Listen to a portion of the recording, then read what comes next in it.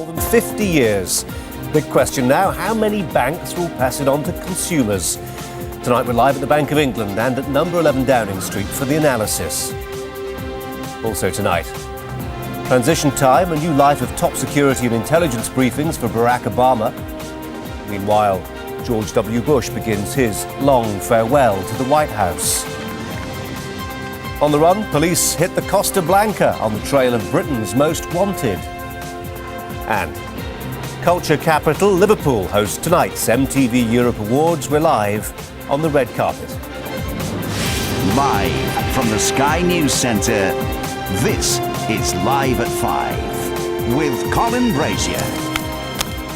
A very good evening. Our top story live at 5. Interest rates have been slashed to a 53-year low in a dramatic bid to tackle the economic slowdown. The rate cut, which was much bigger than anticipated, has been broadly welcomed by business and politicians. The question now, will consumers feel the benefit? Sky's Alistair Bunkle has the story. At Nissan's factory on Sunderland, at Mini's factory in Oxford, at Ford's factory in Southampton and Land Rover's in Solihull. Production is slowing down and in most cases jobs are being lost. Sales at Land Rover are down 58% on last year, and the chief executive says that banks need to pass on the interest rate cut. If people don't feel that they can come into a car dealership and buy a car because they can't get credit or they're not confident, then that's what causes us to have to reduce our production, lay off workers. We have many component companies dependent on us, over 300 in the UK. So if we're taking production down, they have to do that as well, and they have to lay off workers also. According to the Halifax, house prices fell by yet another 2% last month. Banks have been slow to react to this cut to the base rate, but this mortgage broker believes it's because they're in shock. We hope that the mortgage rates are going to come down over the next couple of days.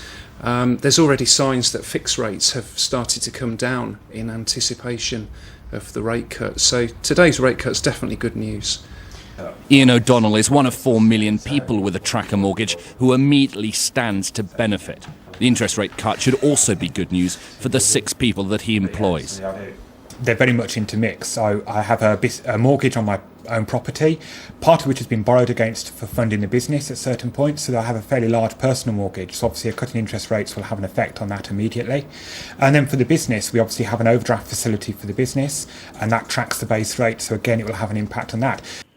Interest rates are now at their lowest level since 1955. The Bank of England has acted boldly, but some are warning not to expect miracles. The best it can do really is alleviate the difficulties that we're in and the difficulties that we're going to face. After all, GDP fell 0.5% in the third quarter. It'll probably be worse in the fourth quarter, and there are going to be difficulties all the way through next year. Higher unemployment, limitations on spending, all those difficulties are going to go ahead. So people mustn't run away with the idea that 1.5% in cut in interest rates is the solution to all our problems. The scale of this cut is a sign of just how bad things are. Further cuts are expected in the months to come. Alistair Bunkle, Sky News. Well, our business editor Michael Wilson is at the Bank of England, and Mike, a decisive, historic cut even. Are the banks passing it on? Well, only one so far, Cheltenham and Gloucester, owned by Lloyds TSB. The others, Royal Bank of Scotland, HSBC, Nationwide and so on, have been saying that they are going to consider their positions. What might make it slightly easier for them is the fact that LIBOR, the interbank rate, which they will get at 11:45 tomorrow morning, obviously too early to react to the interest rate cut today, may give some sort of indication as to how much the lending possibilities between banks have actually been relaxed. Now, there is an argument also for the government to lean on those banks which have got a slice of taxpayers' money invested in them. But I suspect what probably will happen is that once the banks start to see one bank getting competitive in its lending, i.e. lending cheaper, then they probably will want to join in because, like it or not, they do want to get in on that market. So it may be the market in the end that forces some rates down and makes mortgage holders and, of course, businesses a little bit happier from today's, as you say, historic interest rate cut. And there have been so many gloomy forecasts for the wider economy, the IMF piling in today. Yeah, indeed. So I think that's a sort of addendum to what we already know. They're saying that the growth is going to be fairly stagnant and falling throughout 2009. I think most people probably expect that. And as a number of people have been saying, that 1.5% cut won't be enough to kickstart the economy. But what it may do is it may just be the beginnings of the start of a process to unblock the financial plumbing between the banks, which has been part of the credit crisis to start with, but certainly an historic move. I mean, what the Bank of England have actually done, have got completely ahead of the curve. They have cut the base rate by a third, in effect, which ought to have some sort of effect. It won't happen straight away. There will clearly be more interest rates to come, but a big move, and they are really stating their position, trying to get ahead of things and try to get things going again. Mike, thanks very much. Well, the Chancellor, Alistair Darling, told Sky News that consumers should feel the benefit. I think it's essential that the banks do pass on the benefit of lower interest rates to people and to businesses. At this time, people are feeling pressed with their mortgages. Businesses also need every help they can get. Now, the government's plans to recapitalise banks have meant that the rate at which the banks can borrow money is coming down, so it's imperative they pass that on, because that will benefit the wider economy too. Speaking to Downing Street, our political correspondent Glenn O'Glaser is there. Glenn, it was who talked to the Chancellor. And beyond gentle persuasion, Glenn, it's not really in the government's gift, is it, to force banks to pass on these cuts? No, it's not. They can't force the banks to do it, but you heard the Chancellor there saying it's imperative. It's a bit more, Colin, than gentle persuasion. It is, in fact, arm twisting as much as they possibly can, but they can't actually force the banks to set interest rates. And we've already heard from HSBC, not one of the banks bailed out with taxpayers' money, that any interest rate cuts will not necessarily be reflected in a linear way, because the spokesman, the chief operating officer, David Hodgkinson of HSBC, said, look, every loan is different, every situation is different, every risk is different, and therefore you have to assess what interest to charge. As far as mortgages are concerned, well, strange, isn't it, Colin, how when interest rates go up from the Bank of England, it hits our mortgages pretty quickly that month. And that month's repayment goes up. Will the same thing happen now there's been this huge 1.5% cut? We'll have to see if that full 1.5% is passed on. The government absolutely wants this to be passed on, thinks it's essential.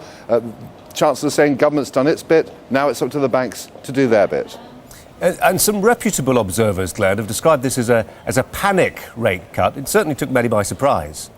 Yes, I think everyone was expecting a cut of maybe 0.5%. A lot of business leaders, as we know, have been calling for a cut of 1%. 1.5% did catch certainly everybody here in Westminster by surprise. I think not so much a panic measure as a recognition that the initial cut that we saw from the bank a month ago from 5 to 4.5% probably wasn't enough. It needed to be a bit more drastic, and this certainly has been that. And who knows, there could even be some way to go yet. Across the political divide, this has been welcomed, although George Osborne for the Conservatives issuing a note of caution saying that this shows how deep the problem is if you have to take this kind of action. There's a meeting going on now, Colin, inside number 10 Downing Street. The Chancellor just went next door.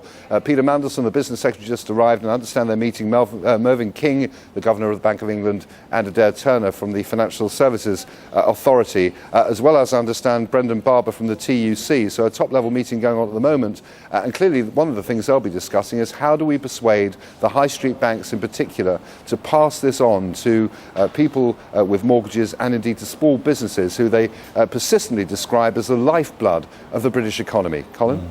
Glenn, thanks very much indeed. And staying with the fallout from the economic crisis, and the government's set aside £800 million to compensate savers who lost money following the collapse of the internet bank IceSave. Around 230,000 Britons were unable to access their cash when its parent company, Landsbansky, was put into receivership. That was last month. The first compensation payments could be made as early as next week. And later in the programme, I'll be talking to Digby Jones, former Director General of the CBI, until recently as well, Minister of State for Trade. 5:30 for that. And on our website, more available on how that rate cut affects you and your finances. Some interesting blogs too from our business team. skynews.com/business is where to go. Now, yesterday may have been a day for celebrations for Democrats, but today preparations for the Barack Obama presidency began in earnest. He received top-secret CIA briefings while the current president gave an emotional farewell to White House staff. Well, our US correspondent Michelle Clifford is outside, or as near as she can now get to Barack Obama's home in Chicago. Michelle. Yeah, we're here in the south side of Chicago where Barack Obama is already learning how to be a president, or what it's like to be a president, including an education in the kind of security that's going to surround him. Behind me, there's all access routes to his house are now blocked off. So, it's a real education. It's a steep learning curve for Obama, but the process of handing over power in Washington is already underway. And Mrs. The outgoing Lynn inhabitant Cheney. of the White House offering his years of experience and know-how to the incoming. President Bush today pledged to work hard to make life easier for President Obama. So over the next 75 days, all of us must ensure that the next president and his team can hit the ground running. For more than a year now, departments and agencies throughout the federal government have been preparing for a smooth transition. We provided intelligence briefings to the president-elect, and the Department of Justice has approved security clearances for members of his transition team. Taken together, these measures represent an unprecedented effort to ensure that the executive branch is prepared to fulfill its responsibilities at all times. But as the removal vans in Chicago were being packed, so too are the suitcases here. George Bush is going to miss his 8-year abode. As we head into the final stretch, I ask you to remain focused on the goals ahead. I will be honored to stand with you at the finish line. May God bless you.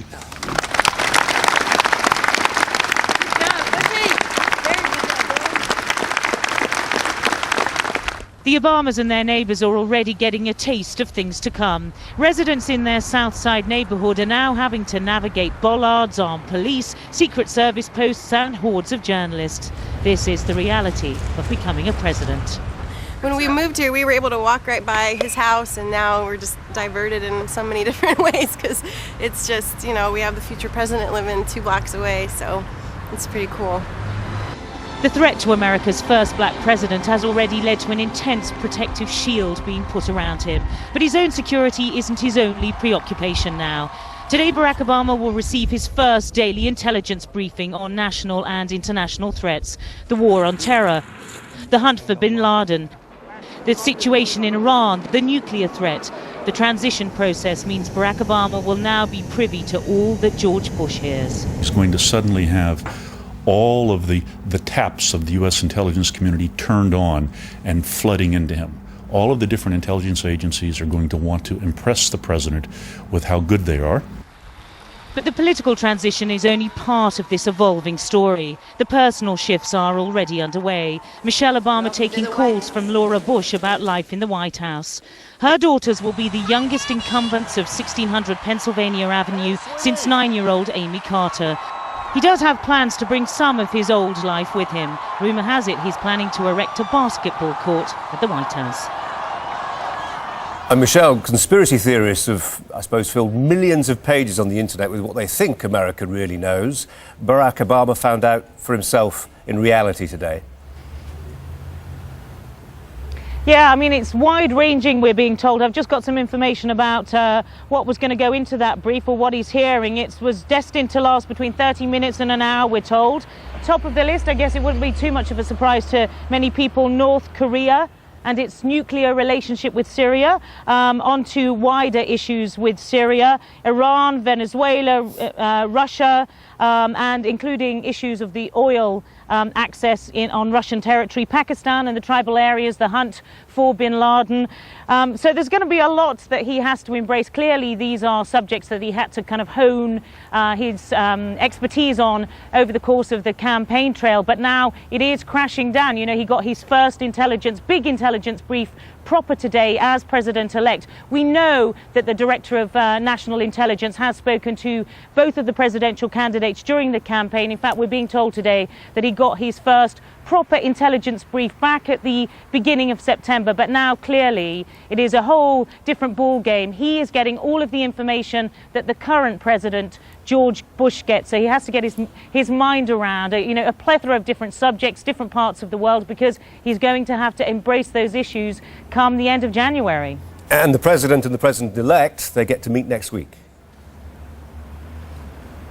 Apparently, we are now hearing that Barack Obama is going to make his first trip to Washington as president-elect on Monday. He's going to meet George Bush at the White House, and they're going to talk about the politics, but I have no doubt either that they're going to talk about, the personal issues. We know that yesterday Laura Bush called Michelle Obama to offer her some words of wisdom. It's a massive thing to uproot your family from this city, move up to Washington. They've got 2 young children. They have to look at schools and all the rest of it, and accommodating possibly Michelle Obama's mother, who has been looking after their 2 daughters while Barack Obama and Michelle were focused on the campaign trail for what has been 21 months, an extraordinary period of time. So there's all sorts of things that they have to figure out, and we understand that meeting will take place on Monday. Laura Bush invited Michelle Obama to go up there, have a look around the White House so she could get a feel for things. We haven't heard yet whether she will be accompanying her husband in a few days' time. Michelle, thanks a lot. Well, Sky's political editor Adam Bolton joins us now from Washington. And Adam, the signs are that this will be an elegant transition of power. Yes, I certainly think that was the message George Bush wanted to send out after all the extreme partisanship of the past 8 years. He said he wanted a decent and smooth transition, really put his staff on warning that that's what he expected from them. I think he does want to go out on a graceful note from the office of president. He is also, to be fair to him, someone who I think quite genuinely shares in the historic nature of the first African American president. He's not someone who anyone has ever accused of being sensitive to colour. Indeed, he's promoted a lot of African Americans, Condoleezza Rice and Colin Powell, within his own team. And I think both men are probably going to be relatively standoffish in terms of what they say to the public, and also how much party politics they inject into the situation. We are talking about the transition of a head of state, the equivalent of the Queen, as well as a head of government, the equivalent of the Prime Minister. And we've also learnt that Barack Obama's first public words, or extended public words, since becoming president-elect will be on Friday when he'll give his first news conference. But that news conference is being framed within the state of the American economy. It's going to come out on the day that they're getting labour market statistics, expecting to show quite a big bump upwards in unemployment. It's going to come after the president-elect has been meeting with his economic advisors. So I think it's pretty clear that will be a solemn and business-like news conference concentrating on what the new administration plans to do to get America moving. And 10 weeks till that administration takes over, but it's already taking shape, Adam. That's right, and we're just hearing that we can now confirm that Rahm Emanuel is going to be the Chief of Staff for President Obama. That means that right now he will start filling the jobs, the thousands of jobs that go with the office of the president and the federal government. Now, interesting man, Rahm Emanuel. Currently, he's just been re-elected to Congress. He's been there since 2002. He is very much a Democratic partisan.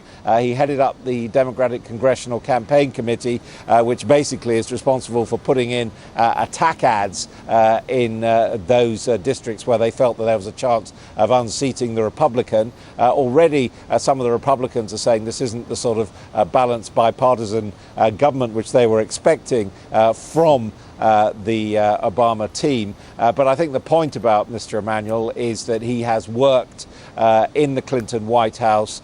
He knows his way round executive power as well as his way round Congress. He has an interesting background. He's got a Jewish background. His father is a doctor who was born in Israel. He himself actually considered becoming a professional ballet dancer at one stage in his career, but has gone on as a politician.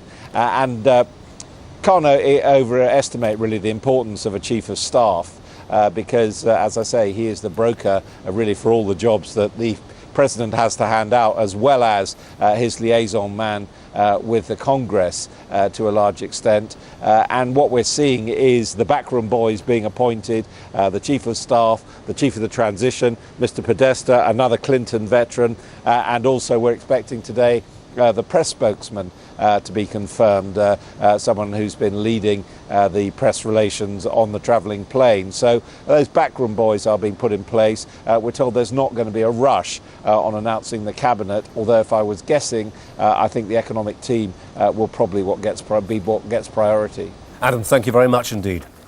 We were speculating a little earlier as to which banks will be passing on that base rate cut of early today, of noon today by the Bank of England. Well, Bank of Ireland, UK mortgage brands, that actually means the Bristol and West mortgage provider and Bank of Ireland mortgages, will reduce their base rate linked mortgages by 1.5%, which is the base rate cut that we saw today. New customers, that will be in effect from the 7th of November, so instantly really. Existing customers with effect from the 1st of December, and that mirrors what I think Lloyds TSB announced pretty much immediately after that base rate cut today, that they will pass that on to their Cheltenham and Gloucester customers. But there are a number of high street banks who are reviewing the situation at present.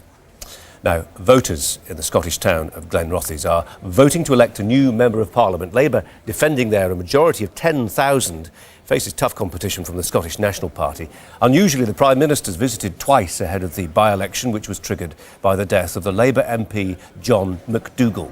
To view the full list of all the candidates standing today in the Glenrothes by-election, that's on our website, skynews.com. The first Nepalese Gurkha to be killed fighting in Afghanistan has been named. 28-year-old Yubraj Rai from the 2nd Battalion, the Royal Gurkha Rifles, died in the Musakala area of southern Afghanistan on Tuesday. Judgment's been reserved on a bail application for the man convicted of the Lockerbie bombing. Abdul Basit Al-Magrahi has been diagnosed with advanced prostate cancer. His lawyers have asked the Edinburgh Court of Appeal for his immediate release so he can live with his family until an appeal against his conviction is heard.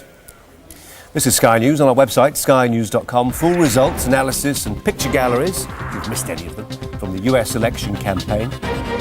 Whilst coming up here, on the run, police reveal the most wanted Costa del crime fugitives. And I'll be asking the former head of the CBI, that's Digby Jones, to assess the latest interest rate cut.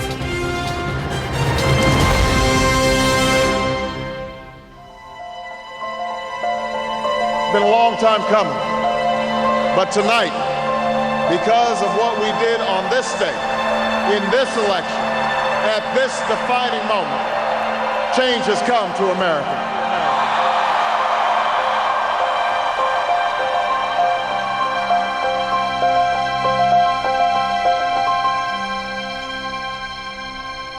Successful. So today, 10 new most wanted names and photographs, and within hours of this latest launch, people were phoning in with possible sightings and information. These are some of Britain's most wanted criminals, wanted for kidnap, drugs, sex offences, fraud and attempted murder. They're all thought to be living on Spain's Costa Blanca, hiding out among the vast expat community centred on Alicante. Now, the thousands of British residents here have been asked to join the hunt for the fugitives. People in Spain who are living there, the expat community, need to be aware of these individuals living amongst them, using them as a shelter, because there's still many of them committing crime, they're still impacting on the United Kingdom, they're living on proceeds of crime from very dangerous and quite nasty elements of crime and offences that they committed in the UK. The operation was launched in Alicante with officials from the Spanish Interior Ministry, and within minutes it was prompting calls with potentially vital information. The good news is that already we're receiving calls in the UK about these 10 fugitives, and at least 2 pieces of information that have come in online are significant.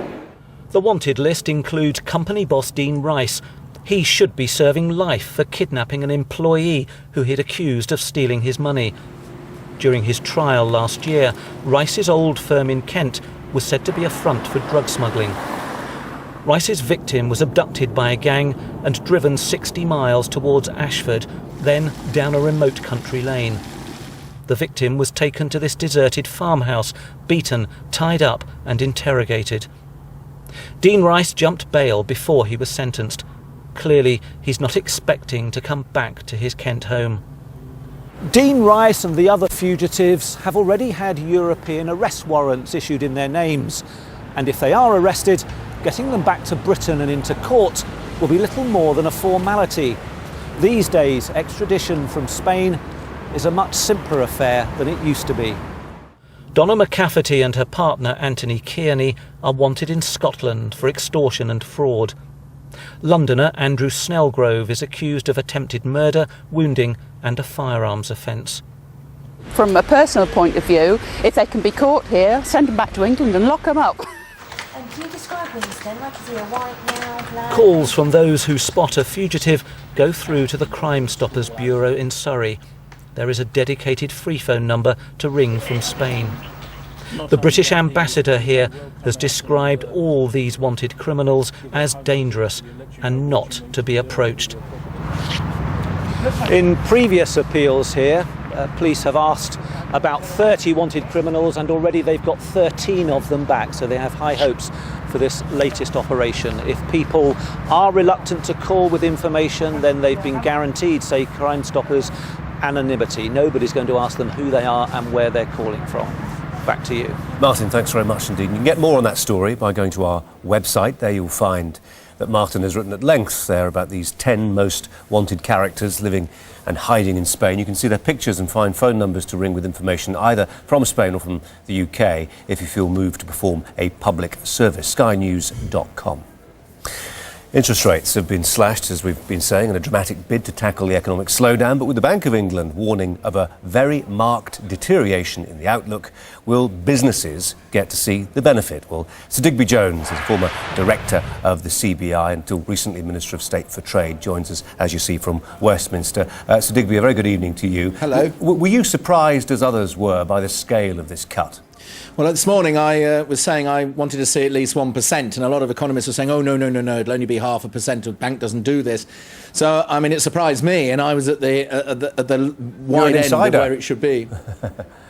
I actually believe that we needed this shot in the arm in the run-up to Christmas. I think retail especially, but consumer-facing business as well, car manufacture, car sales, second-hand car sales, all of that hinges on confidence in the consuming community, and it needed a shot in the arm. I'm 53 years old, you know, and I've never had interest rates in my lifetime as low as they are tonight. And it calls for this because, frankly, as the bank have said themselves, we're in a deteriorating economic situation. I think we're going to have a very difficult 09. The sun will come up in the morning, the world will go round. This is not going to last for a long, long time, but it's going to be rather bloody while it happens. And therefore, to get the Bank of England coming in with a cut in rates, and I don't think it'll be the last one. I think January or February we'll have to see it again. It's what we need, and now what we need, of course, is the banks and the building societies to pass it on, to get it down into the retail and consuming side of our society so that we can push and get activity, which in turn will create, I hope, a shorter-lived recession. Well, you see, some people will be interested to hear you say that it may go lower. I mean, what are they, 1% in America? I mean, technically the floor's 0%, isn't it? I mean, how low can they go? How low should they go? Well, it's an interesting question as to whether this will make a difference, and I guess the next few weeks will prove that right or wrong. There is a time, of course, a few years ago in Japan where they got to naught, and it didn't cure the stagnation, lack of confidence there. But one of the aspects which I think today does address in a way is that if there's a global solution to this issue, and I think Gordon Brown is right in saying, come on, we've all got to pull this together, Germany, France, Britain, America, Japan. If there is a global solution, you can't have one aspect of it, interest rates, so utterly diverse. And as you've just said, you know, they're 1% in America, they're now 3% in Britain, they're about the same in Euroland. Today, we came closer together. We were a long way out on the wrong side of this, and competitiveness requires levelling cost bases. And in that respect, I think today was a good thing for business. I just hope they pass it on. The other thing, and watch this tomorrow, is the LIBOR rate. That's the London Interbank overnight rate, the rate at which banks lend to banks. Now, that at the moment has been too high. Banks won't borrow from banks, and therefore they don't pass it on. They don't feed that working capital into business, which pays wages, buys stuff, and gets business moving. Tomorrow they're going to really work out what that's going to be, and I have to say in that respect, if we could see that coming down as well, then a combination of cheaper money and cheaper money for banks lending to banks to stimulate the working capital of our commercial society, I hope that we move into a December where actually we have a bit of confidence around, or more than there is today. Does that mean we're not going to have recession? No, I still think we do. Does that mean 09 is going to be anything but nasty? No. But it means that we actually are throwing everything at making sure it works to get us out of this as quickly as possible during 09. So I was interested, you mentioned Japan there. Japan tried in the 90s to spend their way, didn't they, out of a recession, the old-fashioned Keynesian way, by priming the economy. Where do you stand on that? Because there are some people saying, look, that's an old-fashioned way of doing things and it's a discredited way of doing things. Better to have tax cuts and let people decide whether they want to spend or even save their money. I think there's two sides to the Keynesian get the taxpayer to stimulate the economy and create employment and wealth. One side of it is, which I would not agree with, is if that means you just pay more money into the wages of the administrators in the public sector. And what we need, if you spend the money in the public sector, is productivity enhancement. More people at the sharp end, police on the street, teachers in the schools, nurses in the hospitals, but not the lumpen mass, if you like, of those who actually at the moment are enjoying very nice public sector pensions and at the end of the day are a bit immune from a lot of this. But the other side of it, which I would agree with, is if you can get some of our taxpayers' money into the big projects, airports, ports, roads, railways, get that stuff being built, that enhances the productivity of the country and enables us to be more competitive, actually cuts the travelling time for a lot of people, creates employment on the day because you need more people to build the stuff, but at the same time it then creates employment down the line because Britain is a better place in which to locate a business and therefore you create employment. OK, so Digby Jones, we have to leave it right there. Thanks very much indeed. My pleasure. This is Sky News on our website, skynews.com. School of Rock, where dreams of stardom become a reality for some. Coming up here, Obama, an inspiration. Izzy, a new role model for young black teenagers, not just in America, but Britain as well. And Republican reflection, what next for the party and its candidates?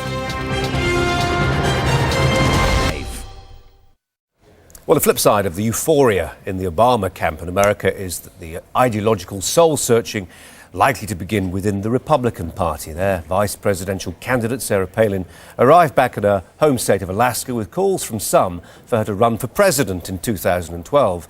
Other Republicans are frankly appalled at that prospect. But the woman herself revealed she was still smarting at alleged liberal media bias.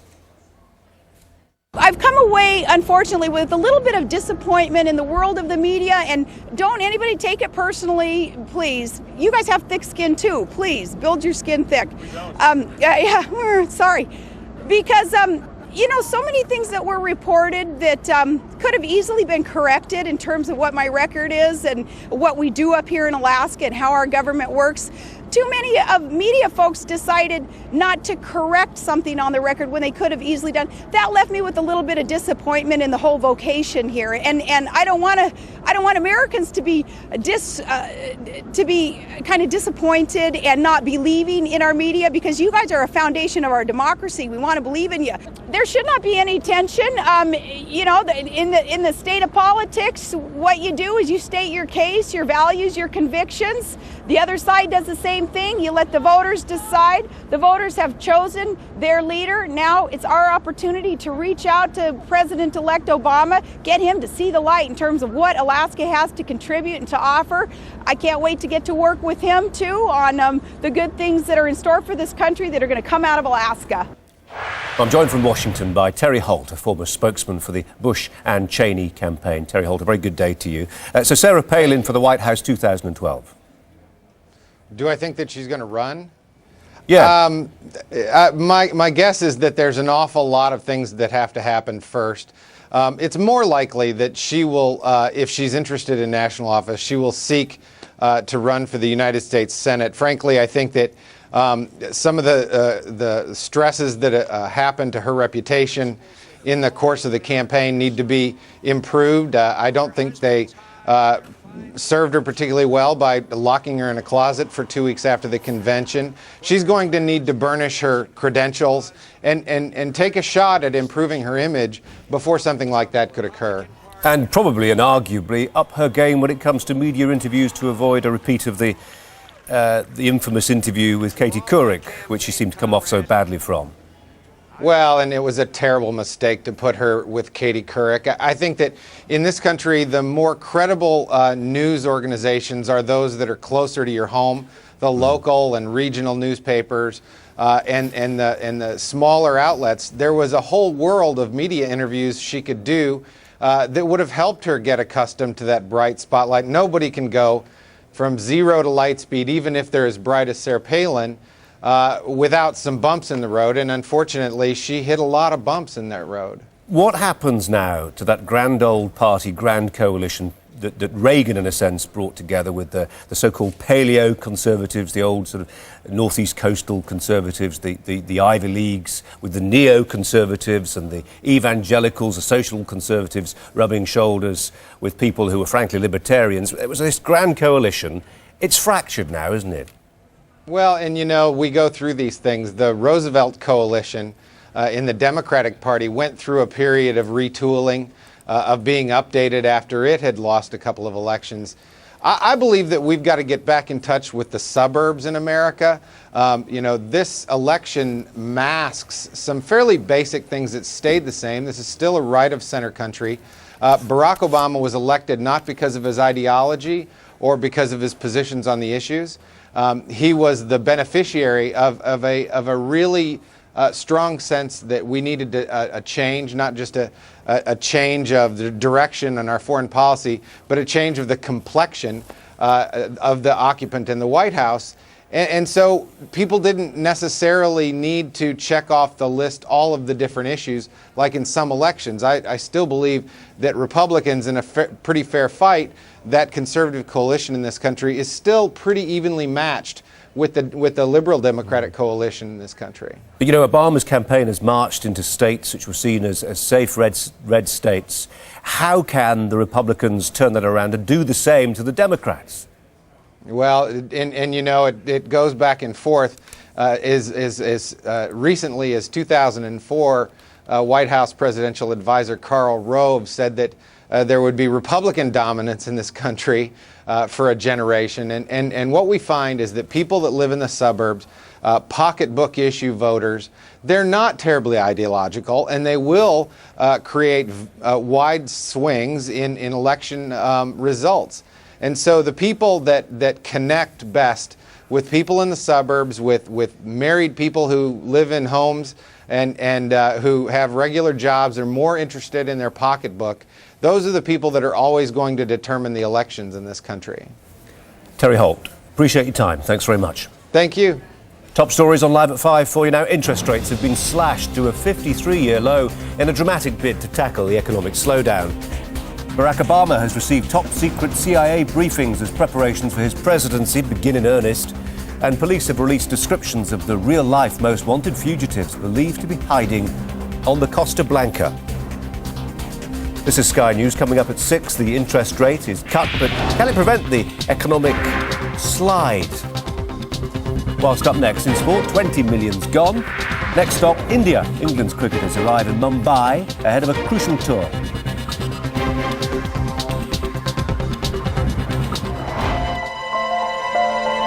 Been a long time coming, but tonight, because of what we did on this day, in this election, at this defining moment, change has come to America.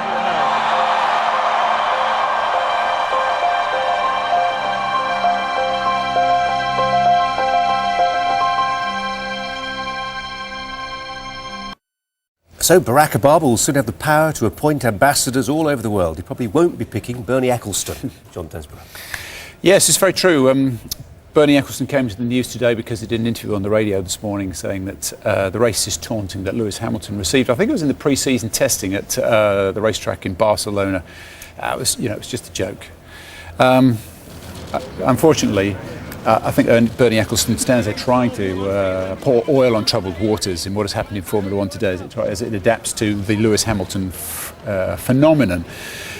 He said people in Spain were supporting Fernando Alonso and it had nothing to do with racism. But Lewis Hamilton today doing a press conference again after yesterday, and I should say yesterday he went out of his way to to keep out of his talk and his press conference anything to do with black racism, sacrifice, any of those sorts of things.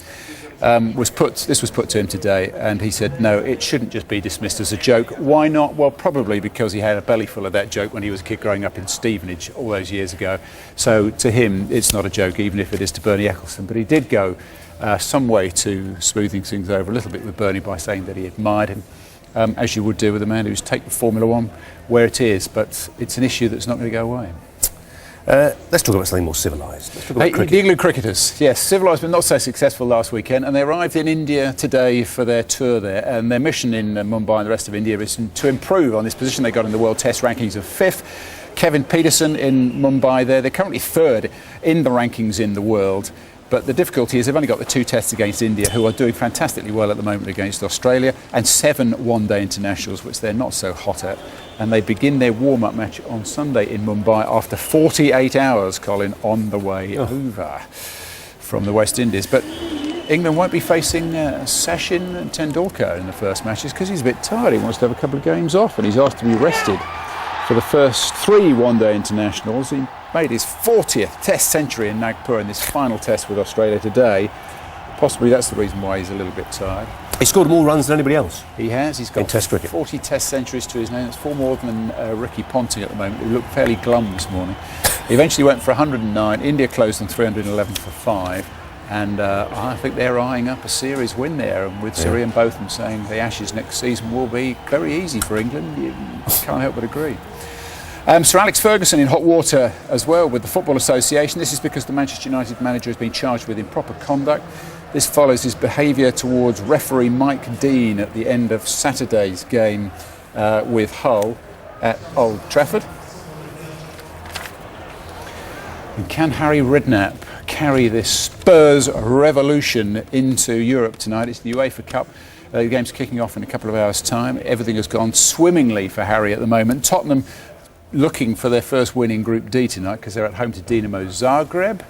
The other fixtures have Aston Villa looking to make it 2 wins out of 2 against Slavia Prague. Manchester City with their first match, and who are they playing but FC Twente? Who are FC Twente? Well, they're managed by Steve McClaren. And I just want you to listen to this because I've tried to listen to this all day, and I'm beginning to wonder whether continental management has just got to Steve McClaren in his job there. He's trying to simplify things in his English for the Dutch, but he's getting tangled up. Listen to this and tell me what to think. A victory is a victory, Paul, and a draw is a draw, but a result is a result, whether you win or draw, and a result will be a good result. It's double Dutch, isn't it? And the end of the sport is the end of the sport. The end of the sport is the end of the sport. Thank you. Thank you very much indeed, John Desborough. Pop luminaries descending on Liverpool this evening as the European Capital of Culture hosts the MTV Europe Music Awards. Acts like The Killers, Beyoncé, Take That, will pay a tribute to one of the city's most famous sons, the former Beatle, Sir Paul McCartney. There for us, Sky's showbiz correspondent Steve Hargrave. Steve. Yes, hello, welcome to the glamorous backstage area. It's, well, not yet anyway. It's a bit squashed actually, but that sort of gives you an indication of how big these MTV awards are. I mean, you may question music television. Are people still into it with the internet these days? They are for these awards, and it always attracts the big sort of names. As you say, there are quite a few people to mention. Katy Perry, first of all, she's hosting the awards tonight. Now, she had a #1 single a few months ago that was a #1 forever. She's caused a bit of controversy really because she posed with a knife, and this picture came out a few weeks ago, so people were sort of keen to ask her about that and whether that she should be hosting an award ceremony like this at all, but she's sort of swept that under the carpet and is very excited about being here this evening. We must talk about Sir Paul McCartney as well. I don't think you can have an award ceremony in Liverpool without mentioning one of the Beatles. Sir Paul McCartney tonight will be picking up a Lifetime Achievement Prize. I think he's probably had quite a few of them already, thank you very much, but it's always good to see him here. He'll be presented by by Bono at the very end of the evening. May possibly be performing later on as well. It is, of course, Liverpool, the capital of culture this year, and this ceremony is very much the sort of centre focus, the big event really of the year for Liverpool. Other people expected tonight? Well, I'm quite happy that Beyoncé will be here later on. She's coming along to perform. She's got a new single out. She'll no doubt be plugging. So it'll be good to see her walking along the red carpet. We'll hopefully get to talk to her backstage as well. And if you want to know who might win the actual awards, because let's not forget, we're not just here to stare at celebrities over here on the red carpet. We have acts like Coldplay, Duffy, and Britney Spears, bizarrely, who has been nominated for 3 awards. She's just making her big comeback. Sadly, Britney won't be here tonight, but we can expect lots of other people to sort of turn up, really, give it that usual glitz and glamour, and people probably asking them what they'll be wearing on the carpet, all that sort of thing. Leona Lewis as well. I mean, it's been a great couple of years for Leona Lewis, of course, since she won X Factor, and she's done extraordinarily well in America. She's up for a few awards tonight, including with the Best Act in Europe award. And we must mention Rick Astley, if you remember him from the 1980s. He's been nominated for the Best Act in the world ever. It's a slight joke, thanks to the internet. I don't think Rick will be here tonight, but it'll be interesting to see if he wins. Steve Hargrave, thank you. This is Sky News coming up at 6. A boost for borrowers as the interest rate is cut. Is it enough? The existing president says an emotional farewell to the White House, and the hunt for 10 of the most wanted Britons on the run. Inspired. Coming up for you in a moment on Sky News at 6, we assess the impact of that interest rate cut and its impact on businesses, mortgages and savings. Tough times it is indeed to be a president. I'll be talking to a former White House Deputy Chief of Staff about the top job. And Costa del Crime Watch police reveal the fugitives they would really like to speak with. This morning over Ho Chi Minh City will wake with severe marmalade spreading from the west. Hello, we've had quite a lot of mist and murk around yet again today, but it's all going to change. We've got fresher air coming in from the Atlantic behind this heavy rain through Ireland. That's moving its way eastwards, whilst the drizzly lighter rainfall is moving its way northwards through Scotland overnight. So still pretty grey for most of Britain, with that rain heading right across Ireland, Northern Ireland, into central parts of England first thing tomorrow. But it's moving very quickly, so through the course of Friday morning it clears into the North Sea, and behind that much brighter, much fresher, with the threat of showers. And these showers are actually moving quite swiftly on a brisk breeze coming in again from the Atlantic, moving all of those showers, more persistent in nature, across Ireland into Wales and the West Country. But all in all, a beautiful end to the day, and so much brighter than we experienced recently, right up and towards central and eastern Scotland. Now, for the weekend, we're going to see the bright weather continue for the bulk of Britain. On Saturday, eastern Ireland, Northern Ireland, but this is quite heavy as well. That moves its way northeastwards. It gets colder on Sunday. Qatar Airways, the world's 5-star airline.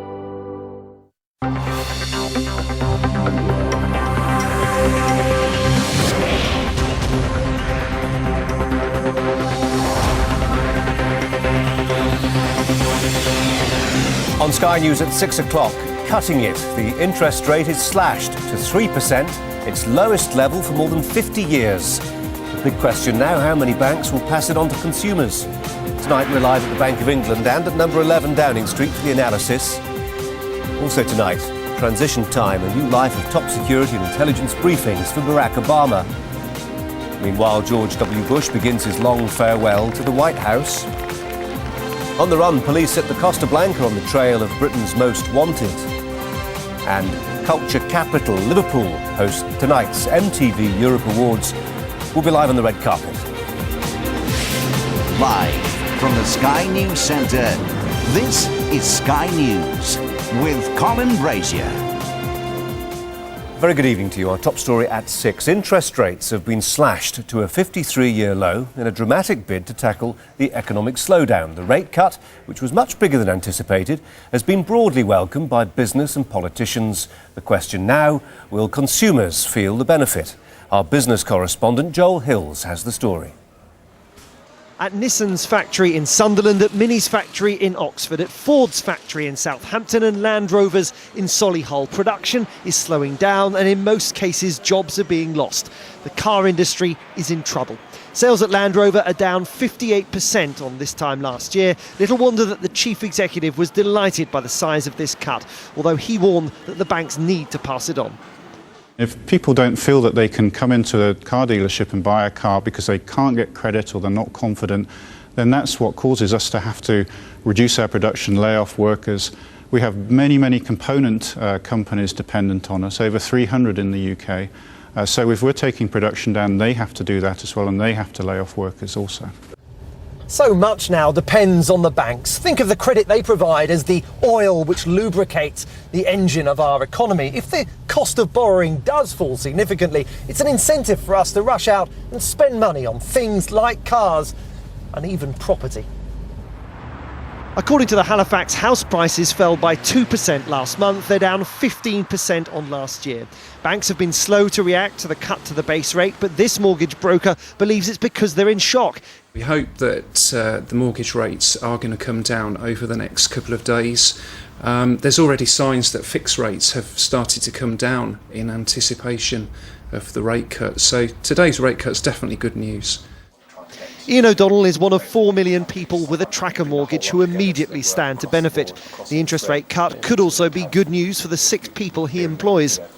They're very much intermixed. So I have a mortgage on my own property, part of which has been borrowed against for funding the business at certain points. So I have a fairly large personal mortgage. So obviously a cut in interest rates will have an effect on that immediately. And then for the business, we obviously have an overdraft facility for the business, and that tracks the base rate. So again, it will have an impact on that. Interest rates are now at their lowest level since 1955. The Bank of England has acted boldly, but we're being warned not to expect miracles. The best it can do really is alleviate the difficulties that we're in and the difficulties that we're going to face. After all, GDP fell 0.5% in the third quarter. It'll probably be worse in the fourth quarter, and there are going to be difficulties all the way through next year. Higher unemployment, limitations on spending, all those difficulties are going to go ahead. So people mustn't run away with the idea that 1.5% cut in interest rates is the solution to all our problems. The scale of this interest rate cut reflects the feared scale of the looming recession. Tonight, one of the UK's oldest employers has gone into administration. Royal Worcester and Spode has survived every downturn since 1751. Joel Hill, Sky News in Birmingham. Well, Michael Wilson, our business editor, is at the Bank of England, and you were surprised by the size of this cut, Mike. Absolutely, everybody was. It took everybody by surprise and shows the bank really right ahead of the curve now and being very proactive about this. The big question, though, as you said, Colin, is who is actually going to pass this interest rate cut on to consumers? Let's just have a look, see what we know already. Lloyds TSB, which owns the mortgage company Cheltenham and Gloucester, say they will pass it on in December, as has the Bank of Ireland.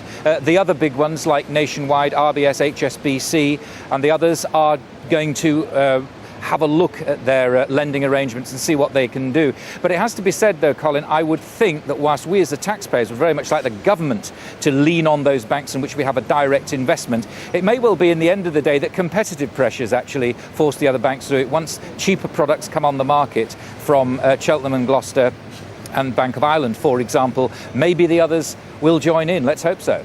And the logic behind the cut underlined really by this message from the International Monetary Fund, the IMF, today. Yes, indeed, the IMF joining in with a chorus of people thinking that the economies will continue to shrink through 2009. And really, this is a very strong message from the Bank of England. As I said, it caught everybody by surprise. Will it work? Well, we will get our first indication of that, Colin, tomorrow morning at 11:45 when we look at the LIBOR rate. That's the interbank lending rate. That is sticky at the moment, far too high for banks to lend to each other successfully. But if that starts to fall as a result of this interest rate cut, plus the knowledge that there will be further interest rate cuts to come, and that LIBOR rate drops significantly tomorrow, then that'll be probably one of the first signs that we may be getting a bit of unsticking of the financial plumbing, and it'll make everybody's lives and business, most importantly, a little bit easier. Thanks a lot, Mike. Well, the Chancellor, Alistair Darling, told Sky News that consumers should feel the benefit. I think it's essential that the banks do pass on the benefit of lower interest rates to people and to businesses. At this time, people are feeling pressed with their mortgages. Businesses also need every help they can get. Now, the government's plans to recapitalise banks have meant that the rate at which that banks can borrow money is coming down, so it's imperative they pass that on because that will benefit the wider economy too. Well, let's go to Downing Street and our political correspondent, Glenn O'Glaser, who was speaking to Alistair Darling this afternoon. And really, Glenn, beyond persuasion, the government doesn't have the wherewithal to make banks pass on these cuts. No, it's interesting, isn't it, Colin, how when the Bank of England interest rate goes up, we feel it in our pockets because our mortgages go up that month. and yet when interest rates go down, it doesn't seem to quite work out that way. Alistair Darling there saying it's imperative, strong word, that banks do pass this on to consumers, to those small and medium-sized businesses and to people with the mortgages. But you're right, the government can't actually force the banks to do that. Even those banks which is bailed out with taxpayers' money. The government's set up a holding company to look after taxpayers' interests and make sure they get a good return on that money. But that is very much an arm's length relationship. So what you don't have is government ministers telling banks what their policy should be. And we've heard from HSBC, one of those banks which didn't take the bailout money from the government, that the rate cut may not be necessarily passed on in a linear way. What they're saying is, look, every loan has its own risk, every situation is different, and we have to take that assessment and make our own decisions and not be told what to do by ministers. But certainly the government trying to put as much pressure as possible, and it would be politically inept of banks, particularly those ones bailed out with taxpayers' money, not to pass on most, if not all, of this interest rate cut. And Glenn, some people have talked about how this is almost an emergency interest rate cut, and certainly the Bank of England have made the decision to make the cut on the basis of information which they obviously find pretty scary. Well, it certainly caught everyone by surprise, as Michael Wilson was saying. People were expecting a cut of maybe 0.5%, business leaders, some of them calling for 1%. 1.5% is a huge interest rate cut. To cut it by a third like this. But I think it's a recognition that the 0.5% cut we saw before, from 5 to 4.5%, wasn't really enough. And the Bank of England now taking really quite drastic action to try and do something to get the economy moving. And as Michael Wilson was saying, banks have got to start behaving like banks, start lending to each other as well as to us. Colin? Glenn, thanks very much. Now, staying with the fallout from the economic crisis, and the government has set aside £800 million to compensate savers who lost money following the collapse of the internet bank iSave. Around 230,000 Britons were unable to access their cash when its parent company, Landsbanki, was put into receivership last month. The first compensation payments could be made as early as next week. And on our website, more available on how that rate cut might affect you and your finances. Some interesting blogs too from our business team. skynews.com. Put a / then type business. Now, yesterday may have been a day for celebrations for many Democrats and others, but today preparations for the Barack Obama presidency begin really in earnest. He received top-secret CIA briefings while the current president gave an emotional farewell to his staff at the White House. Well, our US correspondent Michelle Clifford is outside, or pretty close as you can get now, to Barack Obama's home in Chicago. Michelle. Well, Colin, as you say, we're on the south side of Chicago where Barack Obama is already learning what it's like to be a president. His house is behind me, just a stone's throw away, but as you can see, all access routes to it are now blocked off. It's going to be a really steep learning curve for him, but today the current president offered him a helping hand, and George Bush got kind of emotional about leaving the job. The outgoing inhabitant of the White House offering his years of experience and know-how to the incoming. President Bush today pledged to work hard to make life easier for President Obama. So over the next 75 days, all of us must ensure that the next president and his team can hit the ground running. For more than a year now, departments and agencies throughout the federal government have been preparing for a smooth transition. We provided intelligence briefings to the president-elect, and the Department of Justice has approved security clearances for members of his transition team. Taken together, these measures represent an unprecedented effort to ensure that the executive branch is prepared to fulfill its responsibilities at all times. But as the removal vans in Chicago are being packed, so too are suitcases here. George Bush is going to miss his 8-year hangout. As we head into the final stretch, I ask you to remain focused on the goals ahead. I will be honored to stand with you at the finish line. May God bless you.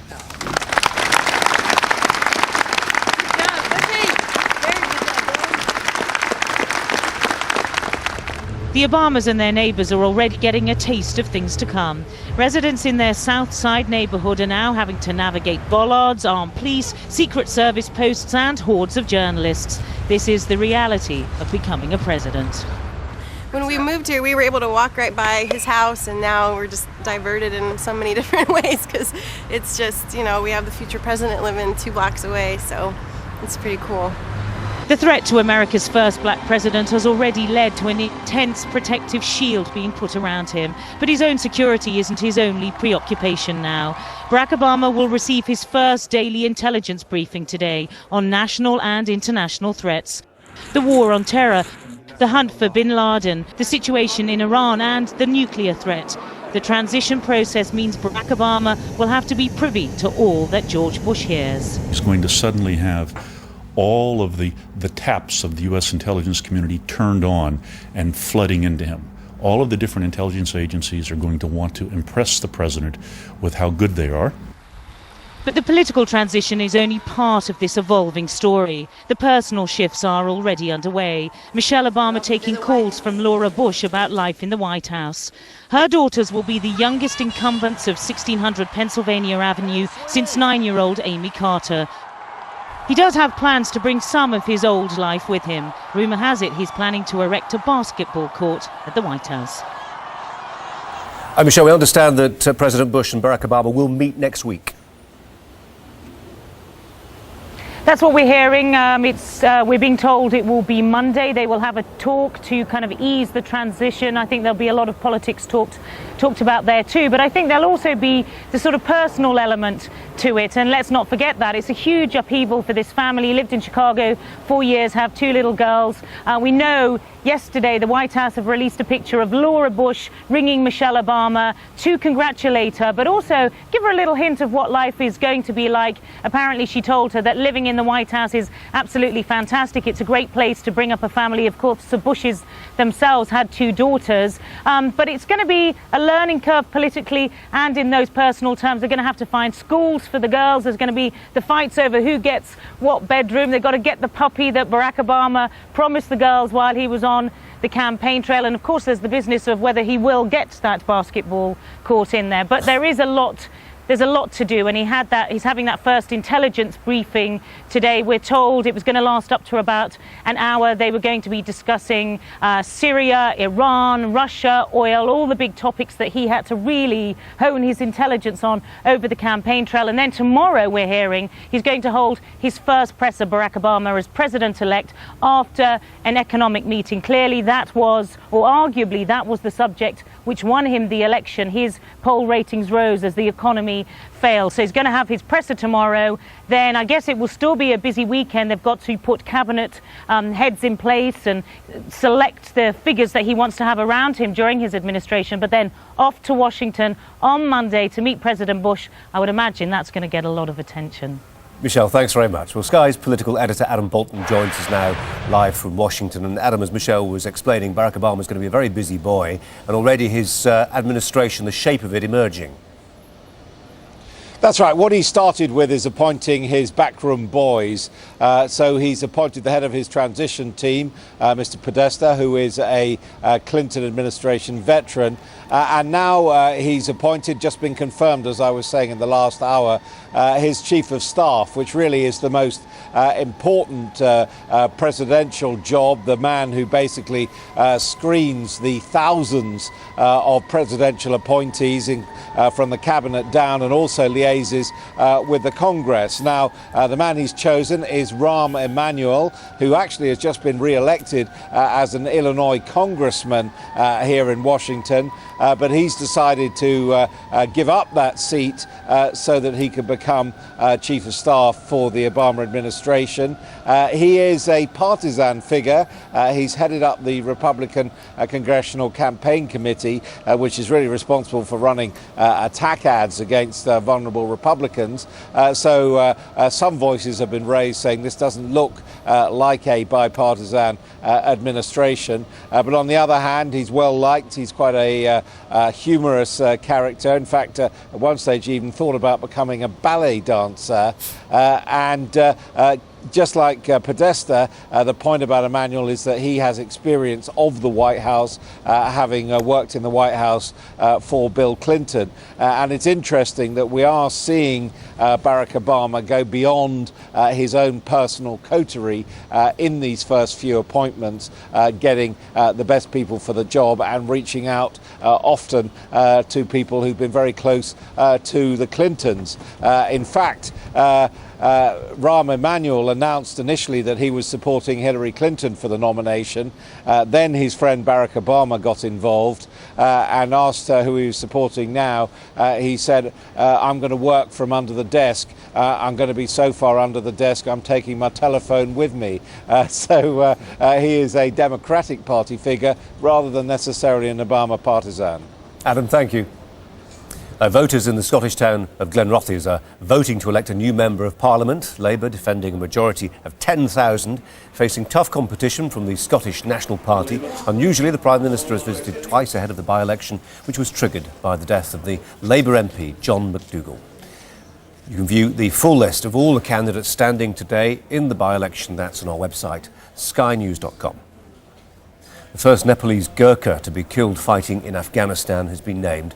28-year-old Yubraj Rai from the 2nd Battalion, the Royal Gurkha Rifles, died in the Musakala area of southern Afghanistan on Tuesday.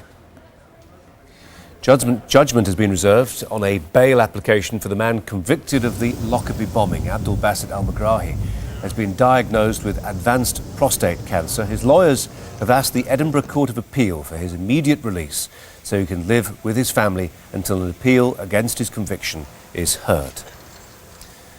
British gangster on the run in Spain has been a staple for low-budget crime films for years. Today, police released descriptions of the real-life most wanted fugitives believed to be hiding on the Costa Blanca. Sky's crime correspondent Martin Brunt reports from Alicante. These are some of Britain's most wanted criminals, wanted for kidnap, drugs, sex offences, fraud and attempted murder. They're all thought to be living on Spain's Costa Blanca, hiding out among the vast expat community centred on Alicante. Now, the thousands of British residents here have been asked to join the hunt for the fugitives. People in Spain who are living there, the expat community, need to be aware of these individuals living amongst them, using them as a shelter, because there's still many of them committing crime. They're still impacting on the United Kingdom. They're living on proceeds of crime from very dangerous and quite nasty elements of crime and offences that they committed in the UK. The operation was launched in Alicante with officials from the Spanish Interior Ministry, and within minutes it was prompting calls with potentially vital information. The good news is that already we're receiving calls in the UK about these 10 fugitives, and at least 2 pieces of information that have come in online are significant. The wanted list includes company boss Dean Rice. He should be serving life for kidnapping an employee who he'd accused of stealing his money. During his trial last year, Rice's old firm in Kent was said to be a front for drug smuggling. Rice's victim was abducted by a gang and driven 60 miles towards Ashford, then down a remote country lane. The victim was taken to this deserted farmhouse, beaten, tied up and interrogated.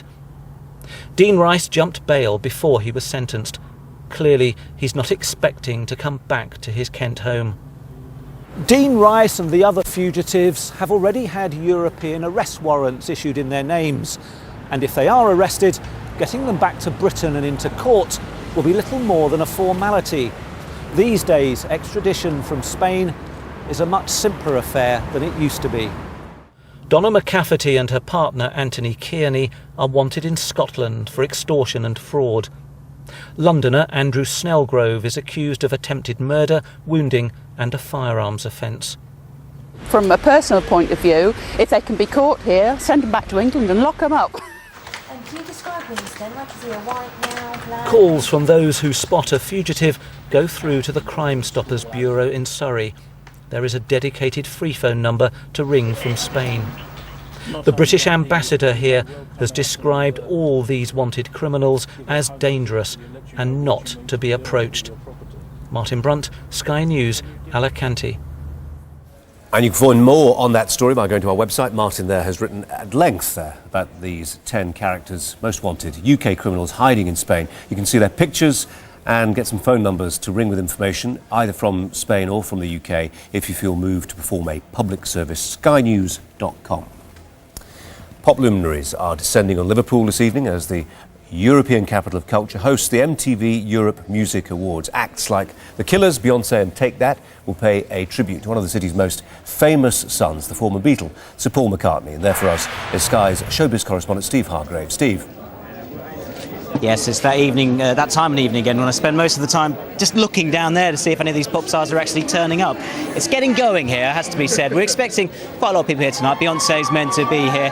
The people who should watch out for winning awards, actually, names you'll recognise: Coldplay, Britney Spears and Duffy, of course, the Welsh singer. They're all up for 3 awards, so they're meant to be along tonight to sort of see who might win it prize-wise. I guess really what we should talk about is the fact that we're here in Liverpool, which is exciting because it is, of course, the capital of culture, if I can spit that out right, for this year. So they're really making sure this is the centrepiece, attracting all of the world's press to come along and see this event. And you can't have an event in Liverpool without inviting one of the Beatles along, so Sir Paul McCartney will be along later on. We're told that Bono will present Macca with another Lifetime Achievement Prize later on, and from what we hear, McCartney might actually play a song. He's got quite a lot of songs to choose from, so he should be up later on to sing a song. He's really the big star that we're looking out for later on. But as with these things, you never really know who's going to show up, so I'll keep an eye out. OK, Steve, thanks very much indeed. This is Sky News. On our website, skynews.com, full results, analysis and picture galleries, if you've not had your fill yet from the US election campaign. Well, coming up here, I'll be talking to Bill Clinton's former right-hand man about the tough job, there's none tougher, ahead for President-elect Obama. And in the sport, with Chris Scudder, 20 million gone. Next stop, India. England's cricketers arrive in Mumbai.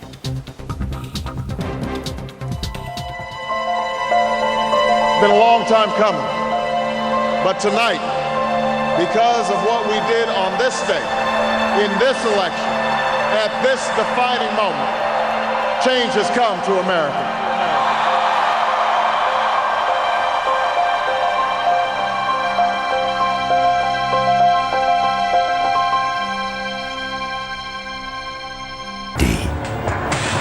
Want more? Excitement that knocks you off the edge of your seat. Sky Movies brings you 9 channels in glorious HD. So, as well as the latest premieres, you can enjoy all the best family films, sci-fi and horror, and modern greats. Don't just watch the movie, feel it. Sky Movies HD.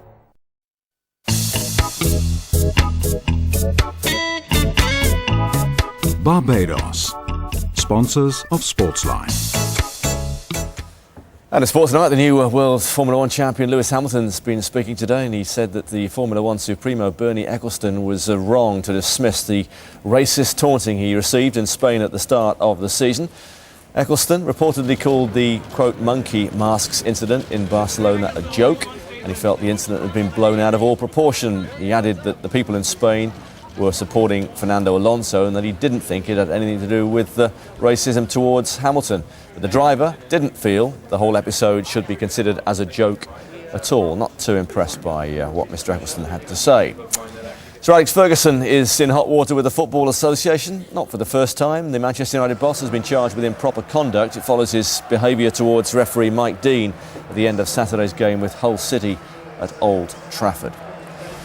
Well, football tonight in the UEFA Cup. Can the Harry Redknapp revolution at Spurs extend to the European scene? The Spurs, one of 3 English clubs in action tonight, are looking for their first win in Group D. Are at home to Dinamo Zagreb. I'll show you the goals later on. Likewise, Villa looking to make it 2 wins out of 2 in Group F. They're away.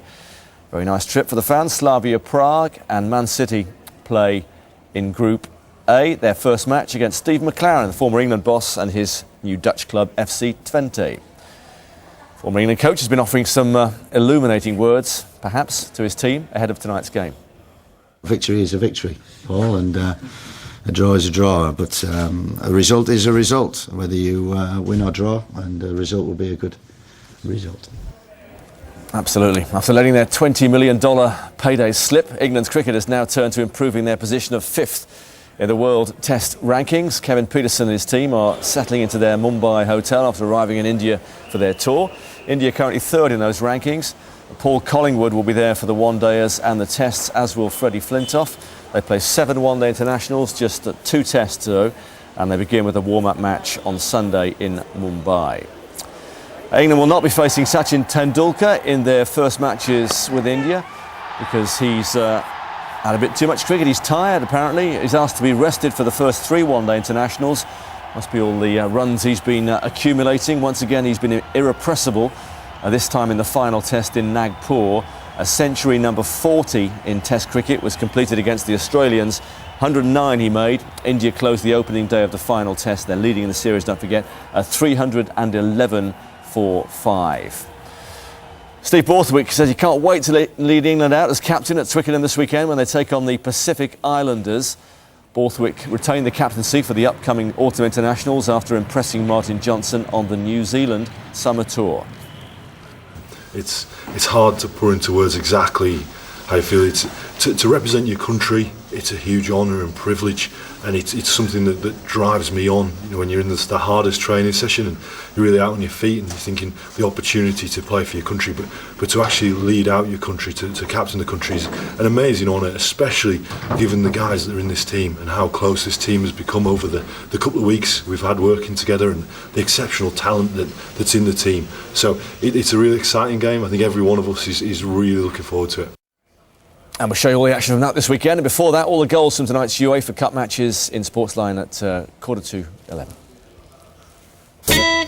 Barbados, sponsors of Sportsline. Top stories here on Sky News at 6. Interest rates have been slashed to a 53-year low in a dramatic bid to tackle the impending economic slowdown. Barack Obama has received top-secret CIA briefings as preparations for his presidency begin in earnest. And police have released descriptions of the real-life most wanted fugitives believed to be hiding on Spain's Costa Blanca. The weather with Lisa. Tonight over the Swiss Alps, we'll see changeable conditions. Settling later. Hello, things are changing across Britain and Ireland weather-wise. We've got air coming in from the Atlantic, so we will actually have, despite some rainfall, some brightness as well through the course of the weekend. This is the first batch of rain. It's crossing Ireland by dawn tomorrow. It'll be through central parts of England, connected to that through France and the backwash of it down through northern parts of Spain and Portugal. It moves eastwards very swiftly, so once it hits the North Sea, it'll still be affecting northeast France, and it spirals its way diagonally through the Pyrenees back in towards northern, central, western parts of Spain and Portugal. But then there's a dry slot, and it's actually pretty decent dry weather for the bulk of Italy. They've had quite a few showers there too. They have transferred eastward, so it's the Adriatic states right up and towards western parts of Poland where they'll have more in the way of heavy rainfall there. Now for us, we've had light rain and drizzle. At the moment it's skirting its way through Scotland. The heavy rain moves overnight across Ireland. Qatar Airways, the world's 5-star airline.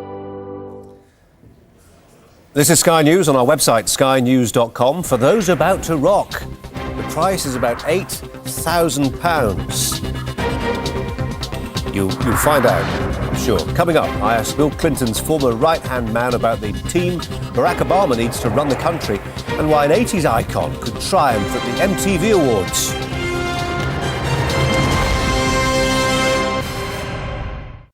Well, Barack Obama's victory in the United States elections has had a powerful impact within, but also without America. As Alistair Bunkle found out, even British teenagers are being encouraged to find a role model in the president-elect. Historic, momentous, whatever the adjective attached to Barack Obama's victory, what is true is that his presidency will be one with global influence. No other nation could hold an election that captured international attention in the way this did. It's been a long time coming, but tonight, because of what we did on this day, in this election, at this defining moment, change has come to America.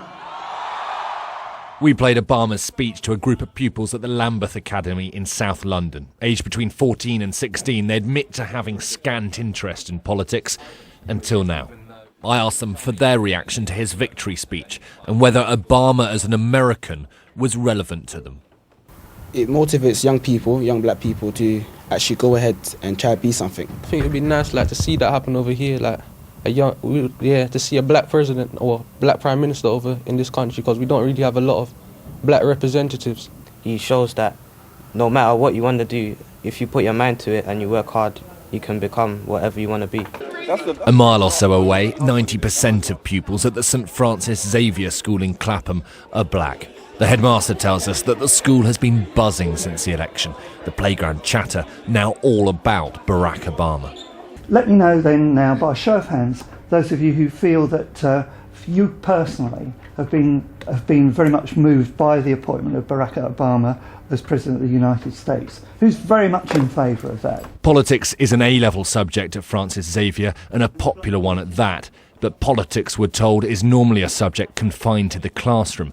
Never has it captured the imagination like this. In the long term, it's going to provide a lot of paths for young people, especially young people who are going to be born and coming soon. They're not going to know everything, to see the world where it was, and they're not going to see how hard it was. They're just going to see that it's possible, and they're not necessarily going to have the hunch on their back that it's not possible. For me, I think it's the inspiration that it gives me, and I think it's going to inspire a lot of my friends as well to sort of take that step in life to go a bit further and forget about the so-called glass ceiling that's there for a lot of people, not only for blacks but also for women and other people. It's surely a sign of Obama's global appeal that his victory is so celebrated and talked about in Britain's playgrounds. Many of these pupils will be old enough to vote at the next general election. They will do so, they say, with much, much more interest. Alistair Bunkle, Sky News, South London. Well, one of the biggest problems facing the new administration in Washington is America's foreign policy direction, and specifically what line to take on the Middle East. As with everything else, Barack Obama has promised change, and nowhere is that change more eagerly awaited than in Syria, a country vilified by the Bush administration for its role in the region. Sky's Middle East correspondent Dominic Waghorn reports now from Damascus.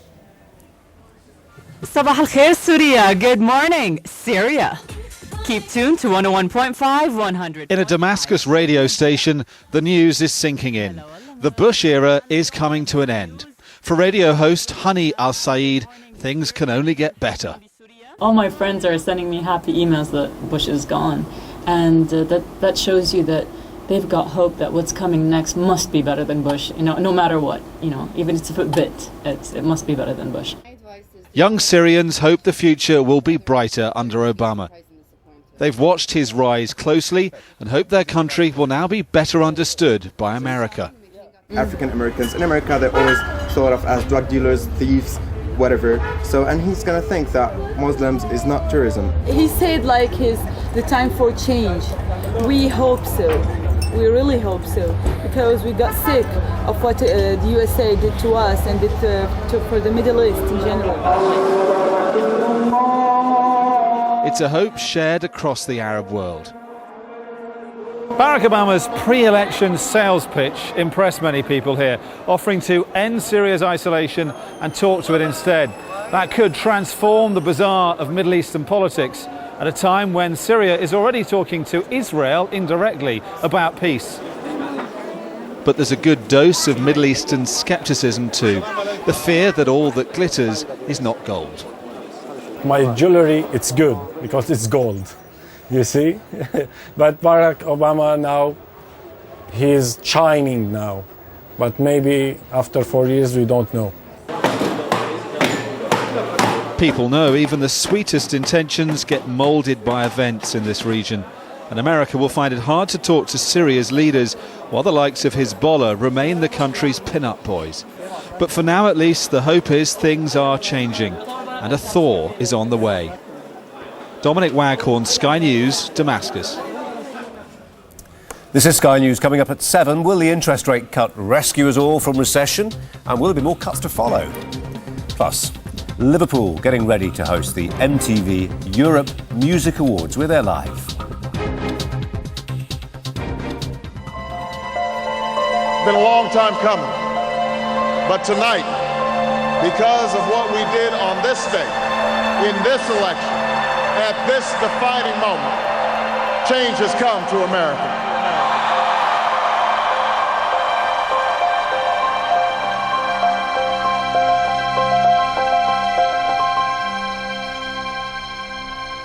Sarah Palin hits out at the media and the bloggers hit out at Sarah Palin.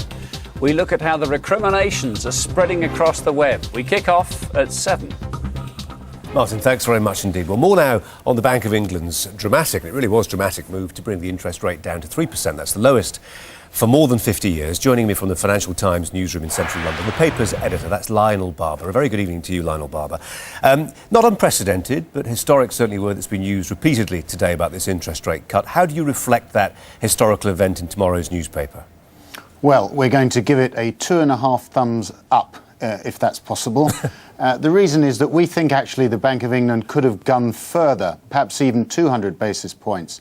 And the reason is because we are really facing a very severe recession. Next year, in the first quarter, we think there are going to be multiple corporate bankruptcies, a sharp rise in unemployment, and therefore the bank could have acted a little bit more today. Having said that, they did act in a more bolder and more direct way than the European Central Bank, which confined its rate cutting to 50 base points. I dare say that suggestion there may have been a deeper cut will go down well with those people who are staring at redundancy tonight. I can tell you, for instance, that Spode, the China makers, they've got into administration, some 400 jobs involved there. Chorus have got rid of hundreds of jobs as well as part of their distribution network. So there will be those who will look at this 1.5% cut and say, look, the Bank of England knows what's ahead, and that's why they've taken this action. Well, Colin, the problem is, of course, if they had gone too fast, too deep, there is a risk of a sell-off in sterling, and we need to worry about that a little bit. And also, they don't want to give the appearance of panic. Having said that, we have been somewhat behind the curve. We could have, we think, acted to cut rates earlier, and we should be following the American model. In America, Ben Bernanke, the head of the Federal Reserve, understands the risks of deflation, understands that there really is a threat of not just a recession, but a depression as deflation sets in and there is a bust. Yeah, it's not just in America they get that. I mean, Jean-Claude Trichet, the European Central Bank, today announcing, a 0.5% cut, perhaps not as much as some would want. But when you get the European Central Bank with all that influence from the Bundesbank, Germany, and their paranoia, you could say, about inflation, when they start acting in this way, you get a sense that this really is a global crisis. Well, yes, but I think they could have acted more decisively. They've got more ammunition in their files there, and they should have acted, I think, in a bolder way. This is not a problem about inflation. Inflation is coming down. It's been coming down for some months now. You've seen oil prices now around $65 a barrel compared to well over $125. This is, I think, Mr. Trichet, who is a proud Frenchman, sometimes does come across as a bit of a German. He's worried about inflation. He's also worried about budget deficits. But really, if you're facing a depression, then you don't have to worry about budget deficits. You are in a new world, and I think that's what Mervyn King and his colleagues in London and at the Federal Reserve in Washington understand. Will any business people in the UK be worried about the fact that sterling has fallen as a consequence of this, and imports, for instance, of raw materials at that point grow more expensive? This is true, though, of course, a fall in sterling does increase the price of imported goods. That affects, by the way, consumers as much as factory owners. But on the other hand, there are export opportunities. And I think that there was a view, I mean, we don't like to come out with a absolutely clear view on the value of currencies, but some think that sterling was overvalued and it's now coming back more to some kind of equilibrium. So I think in general that would be overheated worries. Lionel Barber, editor of the FT, always a pleasure. Thanks very much indeed. Now, Democratic Congressman Rahm Emanuel has been confirmed as Barack Obama's pick for Chief of Staff. It's a crucial job. He'll be the President-elect's right-hand man. Joining me now, Harold Ickes, who was Deputy Chief of Staff for Bill Clinton. A very good day to you. What kind of role will the Chief of Staff be playing? What kind of job has Emanuel got on his hands? Well, it's an extraordinary, powerful job. He is the person who is the traffic cop for the president. He is involved in policy and personnel decisions. He will be relating to the vast bureaucracy of the federal agencies. So it is a very, very powerful job. I think there's no question that he's a good choice. He knows the White House. He has risen rapidly, as you know, in the leadership of the House of Representatives, so he knows the Hill and the legislative process. He commands the respect of the House. He is very close with Senator Dick Durbin from Illinois, who will be one of the key senators pushing the president's policy. So It's a good choice. It is a very important choice because he really is, if not the second most powerful, certainly one of the most powerful people in the new government. And that Emmanuel has been inside the White House before, knows the ropes. Really, the importance of that we're reminded of today as Barack Obama gets this CIA briefing, gets told all that incredibly sensitive stuff, but you know, part of an incredibly sharp learning curve that he's having to climb and will have to climb these next 10 weeks. And having a right-hand guy who knows the way around, crucial and really very important. I couldn't agree with you more. This is, I think if you look back and compare this to incoming Bill Clinton, who had a strong staff, but it was some of his top staff were not at all familiar with Washington, and it took its toll in the first year. Given the financial crisis that we face here in this country and around the world, as well as two wars, the war on terrorism, Iraq, Afghanistan, there is little time for learning, and Rahm Emanuel will certainly help the new incoming president navigate the shoals of Washington. Yeah. Little time for learning. What there is always time for, this will always surprise some people, is that the president has quite a lot of latitude about physically the kind of White House that he wants to have. The president has almost complete discretion over the White House staff. Having said that, the White House staff is not that large, and many of the federal agencies he will appoint, designate secretaries and his top ministers, he would call them in your country, but much of the federal bureaucracy is governed by civil service. But he will have a lot of latitude. There'll be several thousand jobs, which, including the White House staff and Office of Management and Budget, which the president will have complete discretion over. Yeah, I was meaning as much as that, actual, the physical, the fabric of the building. I mean, I don't know how much of a joke this is, but suggestions perhaps there may be a basketball court or a basketball hoop at least supplied, so President-elect, once he becomes president, can shoot a few hoops. Well, there's a bowling alley in the bottom of the White House. There's a putting green outside, so there's some latitude there. But given the monumental problems that this new president is going to face, I doubt that he'll have much time for those sorts of things, at least in the first year. Yeah, and you've worked so closely with the Clintons. How will they be feeling in the backwash of the election? Suggestions I know there have been in the past that they may be involved in some way, certainly in an advisory capacity. What's the future holding for them right now? Well, I think that given their knowledge of policy, their knowledge of the politics of the country, and certainly President Clinton and even Mrs. Clinton's knowledge about the world, I can't help but think that President Obama will be calling on them. They, as you know, Mrs. Clinton campaigned very hard for Senator Obama, as did Bill Clinton. They very much wanted to see a change in the direction of this country, and he is going to provide that change. He's got an enormous mandate for change, to change the policies of the Bush administration and to change the way things are done here in Washington. And I think that both President Clinton and Senator Clinton will be ready to lend a helping hand where they can. OK. Harold Ickes, good to talk to you. Thanks very much indeed. This is Sky News. Coming up at 7 for you. Is 1.5% enough of a cut to hold off a recession? The editor of the Financial Times within the past 5 minutes told me it wasn't. And George Bush, more on that. Who are on the run in Spain.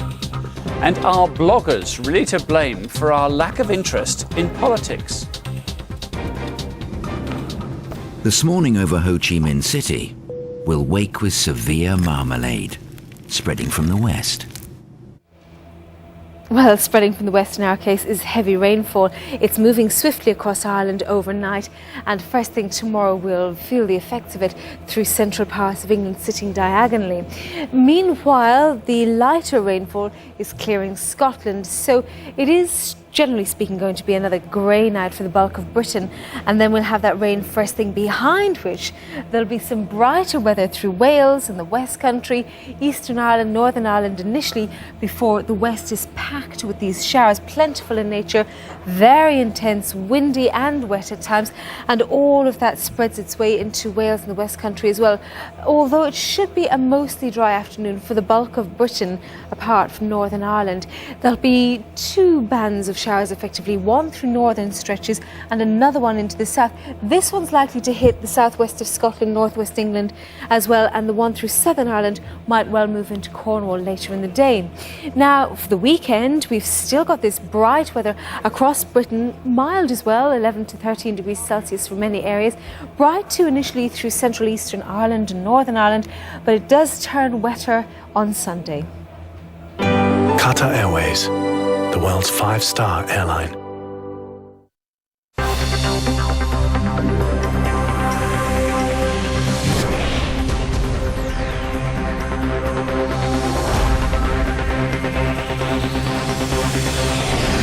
This is SkyNews.com, Sky News with a web's agenda. Tonight, the interest rate is cut by 1.5% as the Bank of England takes radical action to save the economy. We'll have the news moving up across the internet, including the recriminations starting now over Sarah Palin. And the Costa del Sol's Most Wanted are getting a lot of buzz online. Plus, all the most popular web videos, including the driver who will always find a parking space. On our website, click this button to watch a live stream of this show online and check back regularly for all the links we talk about on SkyNews.com. First, the most clicked stories on the Sky News website in reverse order. With 5% of clicks, the former England football star Paul Gascoigne has had his bankruptcy hearing adjourned. The Inland Revenue has filed a petition over the 41-year-old's unpaid tax debts. Gazza was one of football's highest paid stars, earning over £1 million a year. With 6% of clicks today, Amy Winehouse has lashed out at photographers outside her home, just as her husband, Blake Fielder, civil, was being released from jail. The pop star tried to launch herself at the paparazzi, but was calmed down by her father. With 6.5% of clicks, a woman being slowly poisoned to death by her car has been saved by a routine stop smoking test at her local chemist. Annette Bolesworth had no idea her vehicle was leaking deadly carbon monoxide, forcing the levels of poison in her blood to dangerous levels every time she got behind the wheel. With 7% of clicks today, Barack Obama is receiving his first highly classified briefings from intelligence officials as he prepares for office. He'll also hold his first press conference since the victory tomorrow. President-elect will meet with the current president on Monday to make sure that the transition of power is as smooth as possible. This is an exciting time for our country. Earlier